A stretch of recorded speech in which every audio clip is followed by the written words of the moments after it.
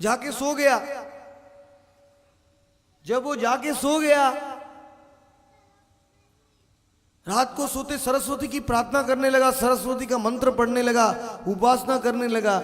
बोले सरस्वती आप मेरी जीवा पे क्यों नहीं है? मायापुर में, नवद्वीप में कहां चली गई आप? तो सरस्वती जी केशव काश्मीरी के स्वप्न में आए। चित्र में आप देख सकते हैं सरस्वती ने दर्शन दिया है केशव काश्मीरी। वीणा पाणी शारदे जय जय जय। वीणा पाणी सरस्वती जय जय जय। वीणा पाणी शारदे जय जय जय। वीणा पाणी सरस्वती जय जय जय जय। सरस्वती ने कहा, हे केशव काश्मीरी, तुम जिन निमाई पंडित से मिले हो गंगा के किनारे में, ये तो मेरे भी स्वामी हैं। हरि बोल। मेरे स्वामी के सामने मैं कैसे विवाद कर सकती हूं? इसलिए तुम जब कविता करने लगे तो मैं तुम्हारे जीवा से अदृश्य हो गई।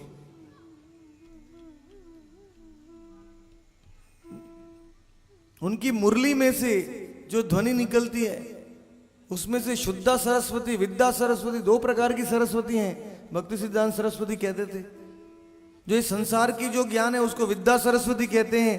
जो आप ये चैतन्य चरितामृत सप्ताह में सुन रहे हैं इसको विद्या सरस्वती कहते हैं, शुद्धा सरस्वती कहते हैं।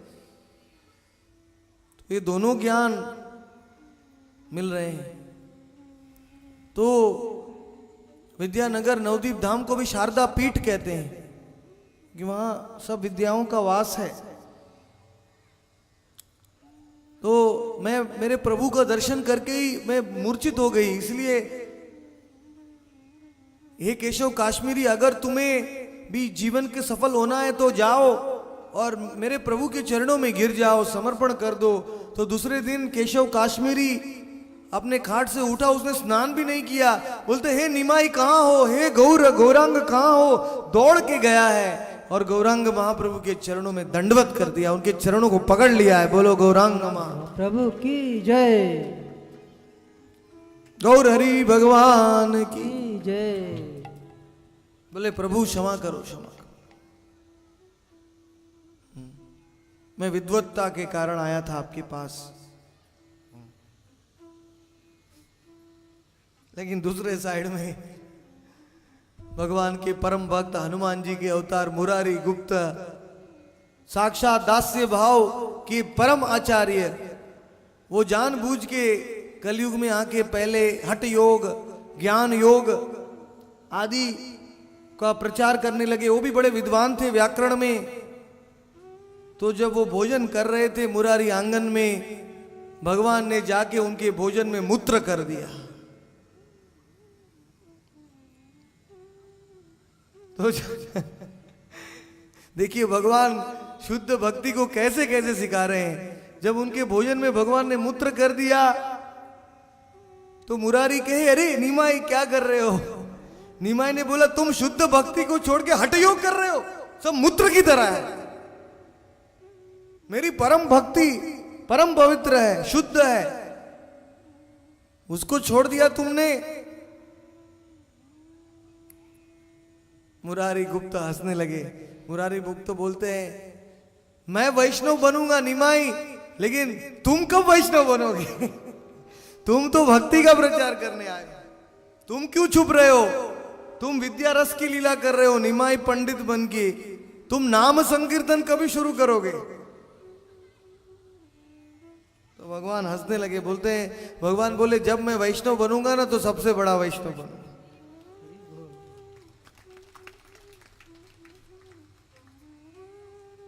तो भगवान की यौवन लीला की शुरुआत हुई है और यौवन लीला में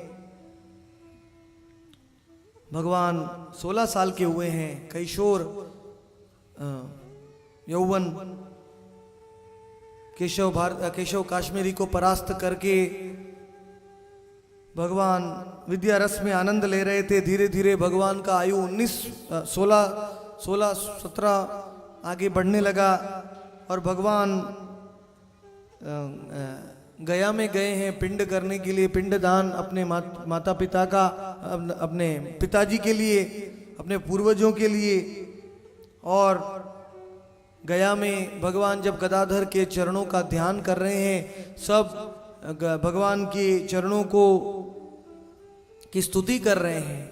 तस्यारविंद नयनस्य पदारविंद किंजल कमिश्र तुलसी मकरंद वायु अंतर्गतेन स्वविवरेण चकार तेषां संक्षोभमक्षरजुषामपि चित्ततनु। गदाधर भगवान का बायां चिन्ह गया में है, दायां चिन्ह हरिहर क्षेत्र में है, नवद्वीप में, आपने देखा होगा। तो गया में पिंड श्राद्ध करने के लिए हजारों लाखों लोग आते हैं, सब स्तुति करते हैं विष्णु के चरण कमल की। तो उसकी तुलसी की सुगंध भगवान की नाक में गई है, भगवान ने स्तुतियों को सुना है और भगवान ने अपने विद्या रस की लीला अंत की है। भगवान वैष्णव बने हैं और उस समय में भगवान ने एक और मुड़ के देखा है तो भगवान को अपने गुरु जी का दर्शन हुआ है। बोलो ईश्वर पुरी की जय, गुरु महाराज की जय। जो हमारी परंपरा में 20 नंबर में माधवेंद्र पुरी आए हैं, राधा कृष्ण के कल्प वृक्ष के अवतार, उनके शिष्य बने ईश्वर पुरी। जब माधवेंद्र पुरी अपने अंतिम समय में लीला कर रहे थे तो एक शिष्य रामचंद्र पुरी ने आके कहा, गुरुजी आप क्यों रो रहे हैं? अंतिम समय में कृष्ण कृष्ण राधे राधे करके रो रहे हैं, आपको तो ब्रह्म का ध्यान करना चाहिए, शांत हो जाना चाहिए, समभाव। तो माधवेंद्र पुरी ने बोला, रामचंद्र पुरी को तू चला जा, तू मेरा शिष्य होके मुझे उपदेश दे रहा है।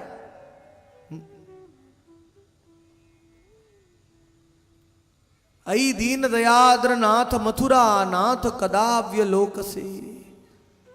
ये जो श्लोक है, ये श्लोक को खाली 3 भक्त ही समझ, मतलब 3 व्यक्ति ही समझ सकते हैं। एक है गौरांग, एक है राधा रानी और एक है माधवेंद्र पुरी। ये श्लोक को और कोई नहीं समझ सकता है, इतना उच्च कोटि का श्लोक। माधवेंद्र पुरी बारंबार इसको पाठ कर रहे थे।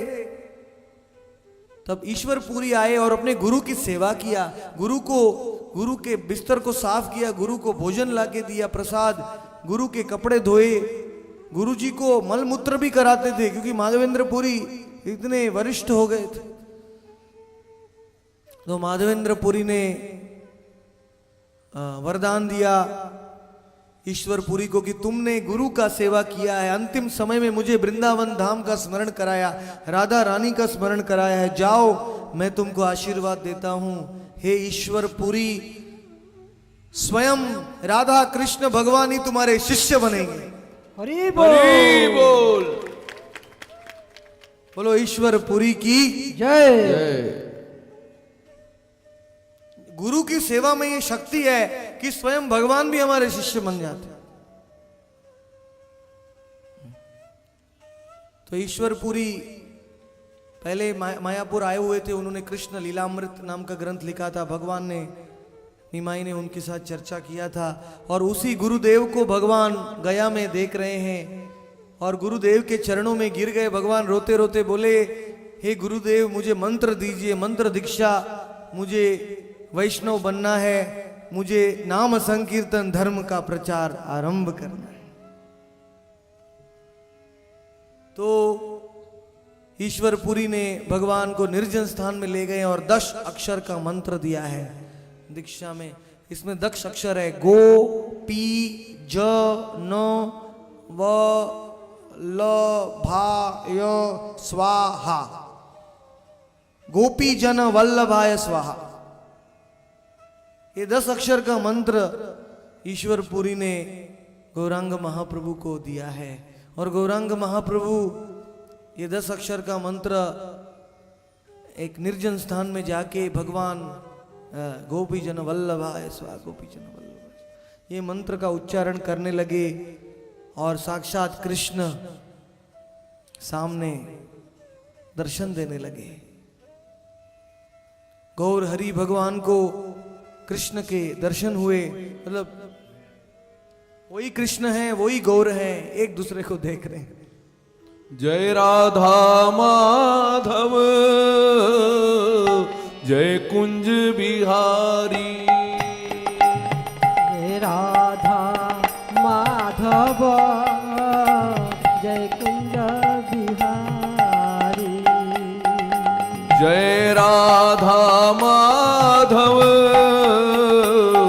जय कुंज नाचो गाओ भक्त सने करो संकीर्तन। जय राधा माधव गुरु ने उपदेश दिया। जय कुंज बिहारी। जय गोपी जन बल्लभ जय गोपी जन बल्लभ। कृष्ण मंत्र जप सदा यही मंत्र सार धारी। जय गोपी जन बल्लभ जय गिरिवर धारी। जय राधा माधव जय कुंज बिहारी। यशोदा नंदन द्रग जन रंजन। यशोदा नंदन ब्रज जन रंजन। यशोदा नंदन द्रग जन रंजन। यशोदा नंदन ब्रज जन रंजन। यमुना तीर बनचारी प्यारे यमुना तीर बनचारी। प्यारे यमुना तीर बनचारी। यमुना तीर बनचारी। जय कुंज बिहारी जय कुंज बिहारी। जय राधा माधव जय कुंज बिहारी। जय कुंज बिहारी जय कुंज बिहारी। उसके बाद भगवान जब मायापुर में लौटे हैं, एक ज्योतिष आया है। वो ज्योतिष भगवान की रेखाओं को पढ़ रहा है। जैसे ही भगवान के बारे में सोच रहा है, उस ज्योतिष को भगवान का विश्व रूप दिख रहा है, विराट स्वरूप। बारंबार वो चेष्टा कर रहा है भगवान के भविष्य को जानने के लिए, लेकिन भगवान की सीमा को प्राप्त नहीं कर पा रहा है। अंत में बोला, आप कौन हैं? निमाई ने कहा, मैं तो पिछले जन्म में ग्वाला था, मैं तो गोपाल था, मैं गायों को चराता था। नहीं नहीं नहीं, मैंने तो विश्व रूप देखा है। कृष्ण ने कहा, निमाई ने कहा, नहीं, मैं तो सखाओं के साथ, मित्रों के साथ गायों को चराता था। तो बड़ा आश्चर्य हुआ है। उसको दर्शन दिए हैं, उस ज्योतिष शास्त्री को अपने ब्रज लीला के दर्शन दिखाए हैं। और उसके बाद भगवान ने अद्वैत आचार्य को के प्रति जो सची माता का अपराध हुआ था, सची माता ने बोलने में बोल दिया कि अद्वैत मेरे बेटों को सन्यासी बना देता है। विश्व रूप को बनाया, वैसे सची माता ने ऐसा एक शब्द बोल दिया तो भगवान ने बोला, मैं सारे संसार को प्रेम दूंगा लेकिन मेरी मां को प्रेम नहीं दूंगा। तो श्रीवास ठाकुर बोले, हे प्रभु, ये तो जगन माता है, सच्ची माता, उन्होंने ही आपको धारण किया है, इस संसार में लाया है, आप उनको प्रेम नहीं देंगे तो फिर आप भक्ति का प्रवर्तन कैसे करेंगे? बोले, नहीं, मेरी मां ने अद्वैत आचार्य के प्रति अपराध किया।